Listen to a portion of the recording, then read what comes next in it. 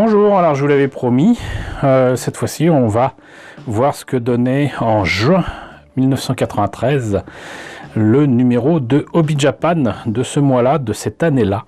Donc un petit saut dans le temps, avec en plus un numéro que j'aime beaucoup, puisque non seulement ça va traiter de V Gundam, qui est une série que malheureusement nous n'avons pas eu en France, mais en plus il y a un gros sujet sur How to Build Gundam.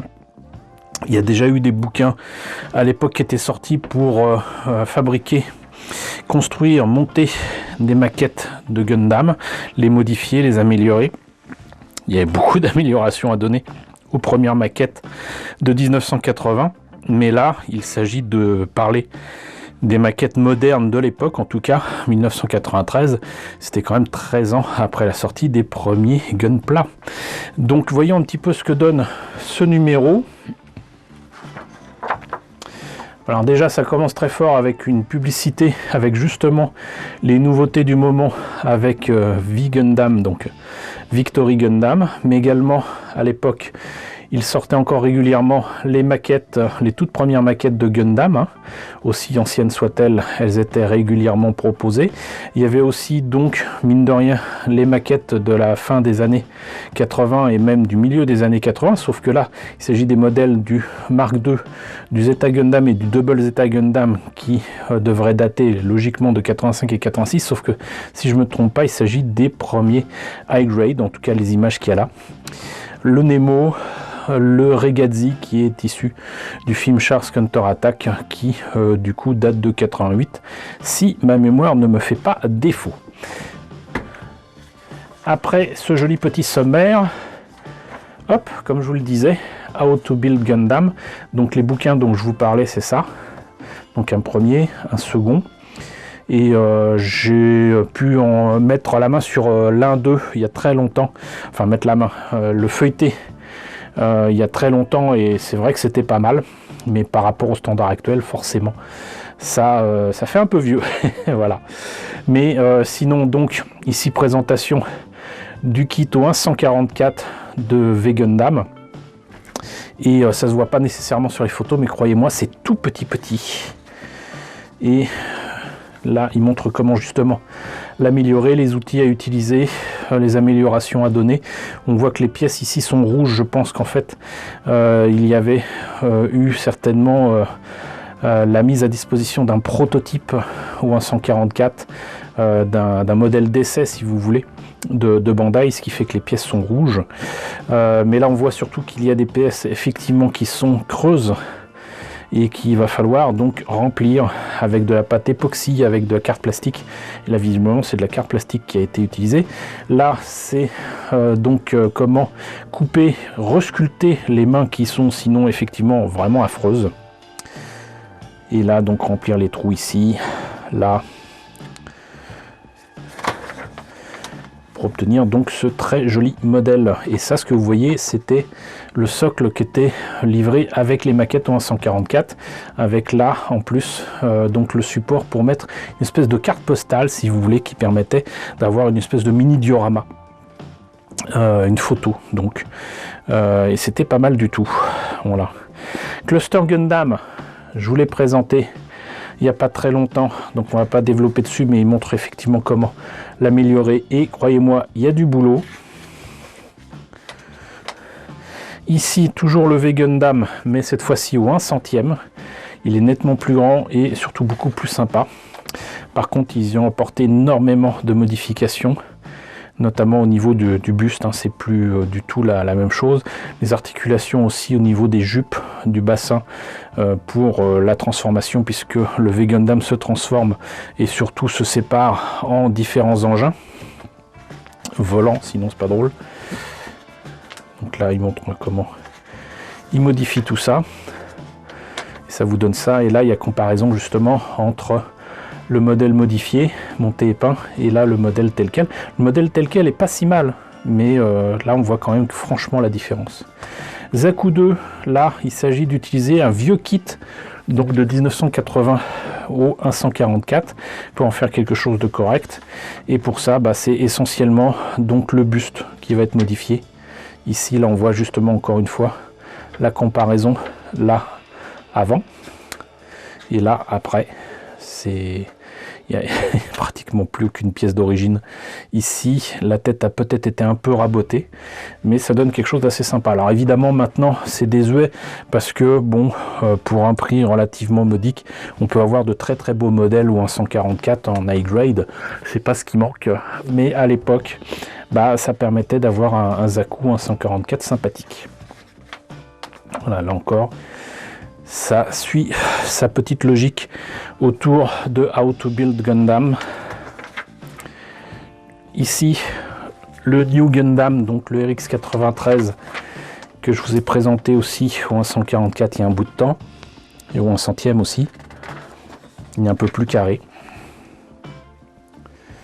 Là aussi, présentation des modifications. Là, on voit le modèle de base. Là, modification, je trouve que c'est un peu exagéré au niveau de la longueur des genoux et des jambes. Mais c'est clair que c'est plus du tout le même modèle, quoi. Là, les peintures utilisées. Le Sazabi, au 1/100e, là par contre, c'est le kit en résine. Parce qu'il n'existait pas encore en plastique au 1/100e. Il n'existait, comme vous voyez ici, chez Kotobukiya, il y avait plusieurs modèles. Moi-même, j'en ai un en soft vinyle, mais là, c'était donc un kit en résine et en métal. Il montre comment le travailler. Et Hito, donc un vaisseau un peu étrange, façon moussaille, de Gundam. Et là, on passe sur une autre licence qui est 5 Star Stories avec le John Kun. Mais également le V-Sirène, le Bangassi Kulvolcan.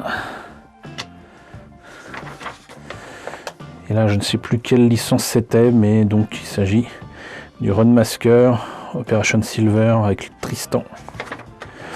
Et là, il est superbe. C'est Master of the West. Donc Sleipnir. Alors, par contre, c'est bien de faire des références à la mythologie nordique, mais bon, Sleipnir, normalement, il avait 8 pattes.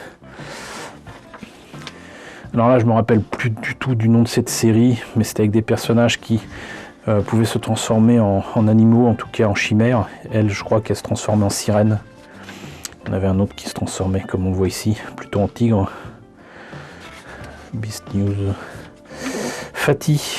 Alors là, il s'agit d'un modèle de Max Factory ou 1.24. Je vous avais présenté déjà des maquettes ou 1.24 de Votoms. Et là, c'est du Armored Trooper Votoms. À l'époque, pareil, on pouvait trouver ce modèle du Fatih, en tout cas à cette échelle, que chez Max Factory. Il n'existait pas encore en plastique. On le trouvera au 1/20e d'ailleurs que bien des années plus tard chez Bandai. Là, je vous en ai montré la dernière fois Super 3D Show. Je crois que c'est Combattre leur vie. Je ne mettrai pas ma main à couper, mais il me semble que c'est ça.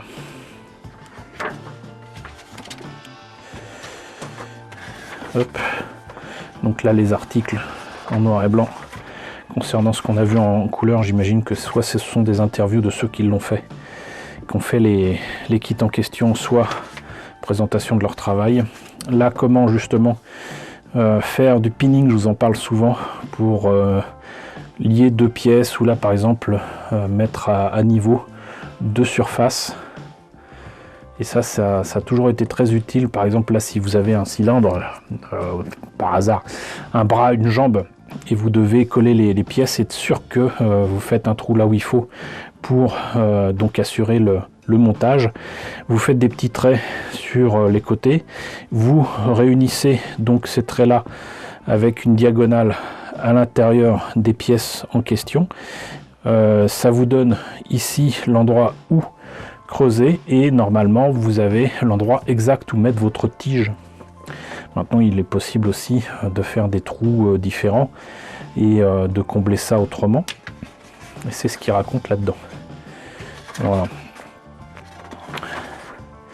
De la pub, une belle dandy, j'allais dire en civil, My Goddess, du Robocop avec là Robocop 3 avec son comment dirais-je, son attirail volant, même de quoi remplacer sa main manquante avec un lance-boulette, comme on dirait dans City Hunter, Là, donc le ED209, alors c'est pas celui que je vous ai présenté, je crois qu'il est un peu plus petit, il est au 1/12e et c'est chez Argonaut, mais que pourtant c'est du soft vinyle, étrange. Bon, là par contre c'est une création à l'occasion de la sortie de Robocop 3 avec Otomo, donc un androïde. Je pense pas que ce soit un cyborg. Scratch Bolt. Et après Dracula de Coppola qui venait de sortir, le kit en soft vinyle ou un 8e. Je vous ai présenté non pas ce Dracula là, mais celui avec son armure rouge. Et il existait aussi d'autres comment dirais-je, représentations de Dracula, donc en monstre horrible, ici une chauve-souris, mais il y avait aussi donc un loup-garou. Mais c'était bien parce qu'à l'époque il sortait quand même vraiment pas mal de choses. Même là, 93 forcément, Jurassic Park avec Tsukuda Obi. Là encore une fois les explications autour de Robocop, D209, Dracula. Là c'est plutôt Tokusatsu.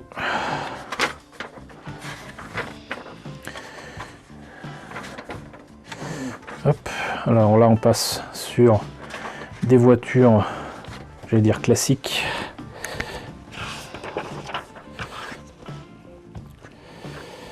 Hop. De la pub, des tanks.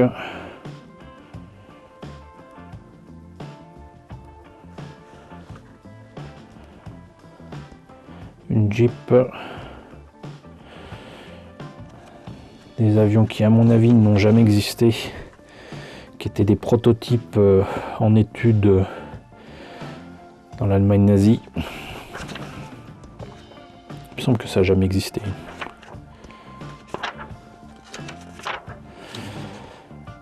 Hop. Les sorties cinéma, encore de la pub. Là, ça concerne toutes les...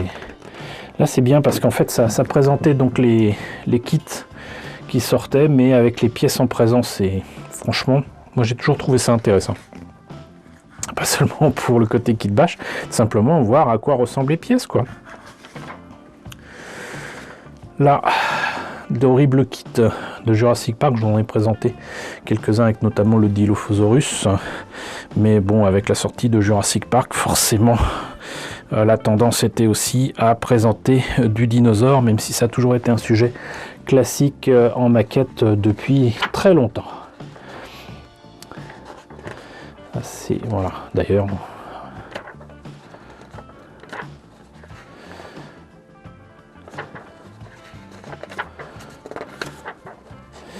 Et je crois que après c'est que de la pub.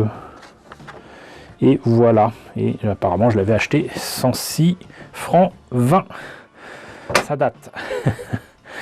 Voilà, parce que pour le trouver en France c'était pas évident, et à part Junku, DS, peut-être Tokyodo, je sais plus, il y avait peut-être 3 boutiques qui le proposaient sur Paris, et je crois qu'en fait il y avait nulle part ailleurs en France où on pouvait trouver du Hobby Japan. En tout cas je ne crois pas à cette date là en 1993. Voilà, bah écoutez, c'était la présentation du numéro de juin 93 de Hobby Japan. J'espère que la présentation de ce magazine japonais vous a intéressé. N'hésitez pas à me dire ce qu'il en est dans la section commentaires. N'hésitez pas à liker, c'est très important. N'hésitez pas à partager, n'hésitez pas à vous abonner si ce n'est pas déjà le cas. Coucou aux nombreux abonnés qui nous ont rejoints ces derniers temps, bienvenue ici. Coucou aux grands anciens qui me suivent depuis 5 ans. Merci à tous de votre fidélité, merci à tous de votre soutien sur Tipeee et sur Paypal.